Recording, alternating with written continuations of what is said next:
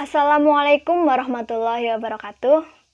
Halo teman-teman, pada kesempatan kali ini saya Putri Maharani akan berbicara mengenai sehat bermedia sosial.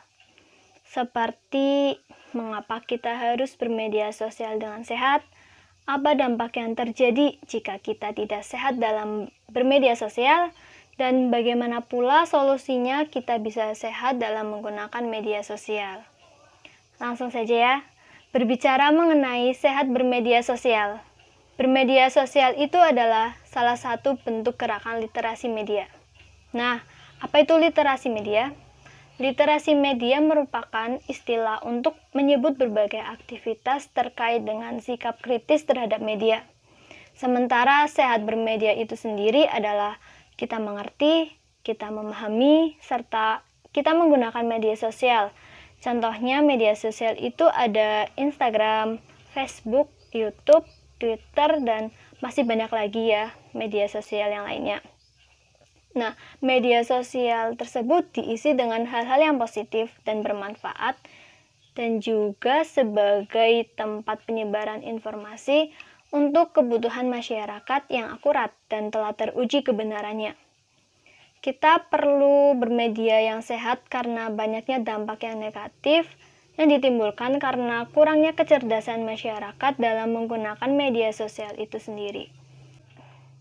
Seperti misalnya dalam penggunaan suatu media sosial yang dapat memicu timbulnya berbagai masalah, antara lain dapat menimbulkan berbagai api kebencian antar sesama, dapat menimbulkan adu domba, pemanfaatan media sosial untuk hal-hal yang pornografi, dan juga dapat terjadi penyebaran berita yang hoax. Maka dari itu, kita perlu bersama-sama menggunakan media sosial yang sehat. Nah, di sini terdapat beberapa cara yang mudah untuk menggunakan media sosial yang sehat, namun seringkali terabaikan oleh kita. Ya, yang pertama itu ada tulislah status dengan nada yang positif.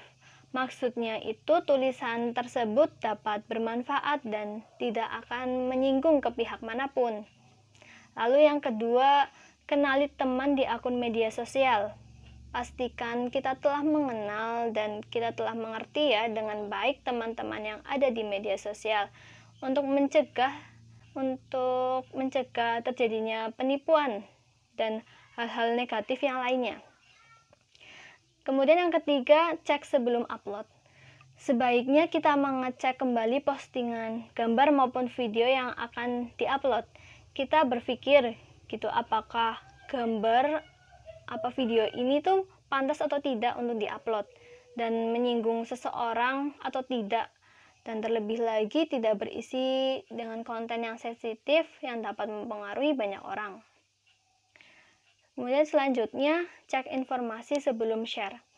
Teliti kembali dan pastikan informasi yang kita dapat itu ialah informasi yang telah teruji kebenarannya sebelum kita membagikan ke banyak orang. Dan jangan lupa untuk mencantumkan sumber informasi yang kita dapat untuk memberikan penghargaan kepada sang penulis. Informasi itu dapat masuk sebanyak-banyaknya tanpa tahu benar atau tidaknya informasi itu. Jadi siapa saja dapat menulis informasi dengan sesuka hatinya dan menyebarkannya tanpa harus melalui editor.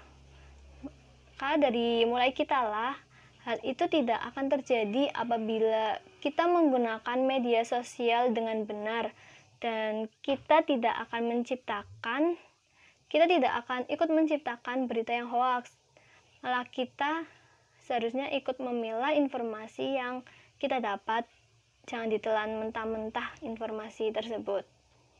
Lalu yang terakhir, tetap menjunjung etika yang baik.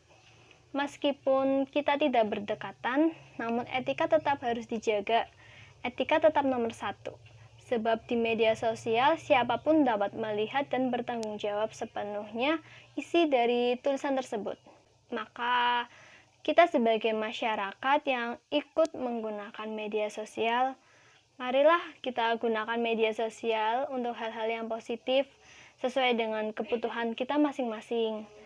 Jadikan media sosial kita yang sehat, dimulai dari kita guna mewujudkan media sosial yang cerdas dan beretika. Sekian dari saya, sekian yang bisa saya sampaikan. Semoga informasi tersebut dapat bermanfaat.